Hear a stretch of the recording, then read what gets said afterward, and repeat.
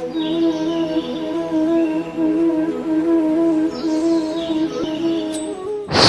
Hey guys, আজকে রান্না হতে চলেছে পুষ্টিকর পদ্ধতিতে একদম শিঙি মাছের ঝোল।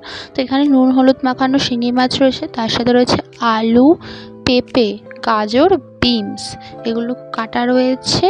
আর তার সাথে মশলা হিসাবে রয়েছে হচ্ছে হলুদ গুঁড়ো, লঙ্কার গুঁড়ো, নুন, চিনি, ধনে গুঁড়ো আর আদা বাটা। চলো রান্নাটা শুরু করা যাক। প্রথমেই একটা কড়াইতে সর্ষের তেল নিয়ে সেটা কিছুক্ষণের জন্য গরম হতে দিতে হবে। তো তারপর ভালো মতো গরম হয়ে গেলে তার মধ্যে কেটে রাখা সমস্ত আনাজ মানে সবজি সেগুলো দিয়ে দিতে হবে। প্রথমে আলু, তারপর এক এক করে গাজর, বিনস আর পেঁপে, এই সব কটা দিয়ে দিতে হবে। দিয়ে ঢাকনা দিয়ে দিতে হবে যাতে সবজিগুলো সেদ্ধ হয়ে যায়। তো পুষ্টিকর কেন বললাম তোমরা হয়তো এবার বুঝতে পেরেছো, কারণ গাজর, বিনস, পেঁপে সবকটাই আমাদের শরীরের পক্ষে খুব উপকারী। তো তাই জন্য তোমাদের শিঙি মাছ তো সত্যি কথা বলতে উপকারী, সবাই সেটা জানো। তো তাই জন্য আজকে এটা পুষ্টিকর রান্না বলা হলো। তো তোমার দেখতে থাকো, সঙ্গে থাকো। ভালো লাগলে অবশ্যই লাইক, কমেন্ট, শেয়ার, চ্যানেলটাকে সাবস্ক্রাইব করে দিও আর আমাদের সাথে থাকো। তো দেখতেই পাচ্ছ, কথা বলতে বলতেই আমরা দেখছি ঢাকনা খুলে প্রায় মোটামুটি ভালোভাবেই হয়ে গেছে সেদ্ধ। তো ভালোভাবে একটু নাড়িয়ে দেওয়া হলো খুন্তি দিয়ে। তারপর তাতে দিয়ে দেওয়া হলো সমস্ত মশলা, মানে হলুদ গুঁড়ো, লঙ্কার গুঁড়ো, নুন, চিনি, ধনে গুঁড়ো, আদা বাটা সব একসাথে দিয়ে আর সামান্য পরিমাণ জল দিয়ে দেওয়া হলো। দিয়ে আবার ঢাকনা দিয়ে দেওয়া হলো। এবার যাতে ভালোভাবে মশলাটাও হয়ে যায় আর সবজিগুলো ভালোভাবে যাতে সেদ্ধ হয়ে যায়, তার জন্য কিছুক্ষণ ঢাকনা দিয়ে রাখা হলো। আর সবার জন্য একটা গুরুত্বপূর্ণ একটা তথ্য, সেটা হচ্ছে যখন আমরা এই ঢাকনা দিয়ে ঢাকনাটা তুলি, ঢাকনার মধ্যে জমে থাকা যে জলটা সেটা সবসময় রান্নার মধ্যেই দেবে। এতে রান্নার টেস্ট নাকি খুব সুন্দর হয় আর সুস্বাদু হয়। তো তাই জন্য তোমাদেরকে একটা ছোট্ট টিপস দিলাম। তো তোমরা অবশ্যই এটা কাজে লাগিও। তোমরা ভিডিওটা স্কিপ করো না, সবাই দেখতে থাকো আর সঙ্গে থাকো।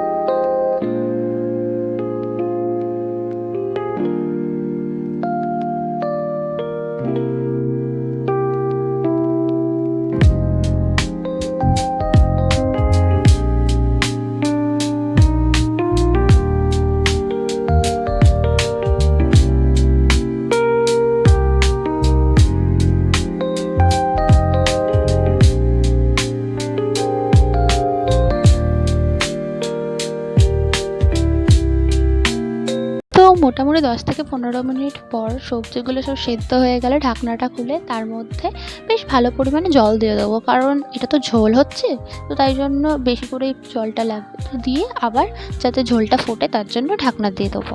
তো এইভাবেই আমাদের রান্না। এটা বলতে গেলে শুধু ঝোল দেবেন, ঢাকনা দিয়ে দিয়ে সেদ্ধ করে রান্নাটাই মেন। এখানে সেরকম তো কোনো মশলাপাতিও নেই, একদম হালকা রান্না আর খুবই পুষ্টিকর রান্না।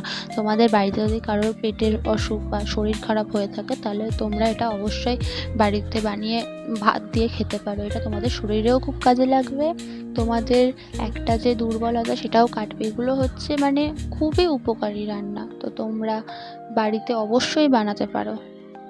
তো ঝোলটা ফুটে এলে সেটাকে অন্য একটা জায়গায় ঢেলে নিয়ে তারপর আর একটা কড়াইতে সর্ষের তেল দিয়ে, দেখছো সর্ষের তেল দেওয়া হলো, সর্ষের তেল দিয়ে ভালো করে সেটাকে নাড়িয়ে নেওয়া হলো। তারপর তার মধ্যে দিয়ে দেওয়া হচ্ছে শুকনো লঙ্কা, 5 ফোড়ন আর হচ্ছে তেজপাতা, এই সব কটা দিয়ে দেওয়া হলো। ফোড়ন, তেজপাতা, শুকনো লঙ্কা প্রথমে দেওয়া হয়নি, এটা শেষে দেওয়া হচ্ছে। দিয়ে দেখছো শিঙি মাছগুলোকে ভালোভাবে নেড়ে একটু ভেজে নিচ্ছে হালকা পদ্ধতিতে, ভেজে নিয়ে তার মধ্যে দিয়ে দিচ্ছে ঝোলটা, যে আলু দিয়ে সব দিয়ে যে ঝোলটা করা ছিল সেই ঝোলটা দিয়ে দিল। দিয়ে এবার ফুটলেই আমাদের শিঙি মাছের ঝোল তৈরি। তো তোমাদেরকে আমি আমার একটা মিনি ব্লগ যে চ্যানেল আছে গোপালের রান্নাঘর, সেই চ্যানেলে তোমাদেরকে আমরা যখন দেখাচ্ছিলাম ডেলি রান্না, তো তোমরা সেখানে দেখেছিলে যে শিঙি মাছের ঝোলটা প্রায় দিন ছিল, কারণ ওটা হচ্ছে আমার শরীর খারাপ ছিল, তাই জন্যই এই রান্নাটা হচ্ছিল।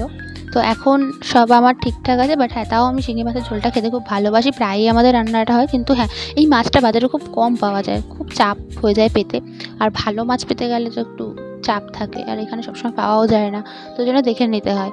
তো আজকের রান্নাটা এইটুকুই। তোমাদের ভিডিওটা ভালো লাগলে আবারও বলছি অবশ্যই লাইক, কমেন্ট, শেয়ার আর চ্যানেলটাকে সাবস্ক্রাইব করে দিও। তোমাদের জন্য আরও অনেক ভিডিও আসতে চলেছে। তো আজকের জন্য সবাইকে রাধে রাধে বন্ধু।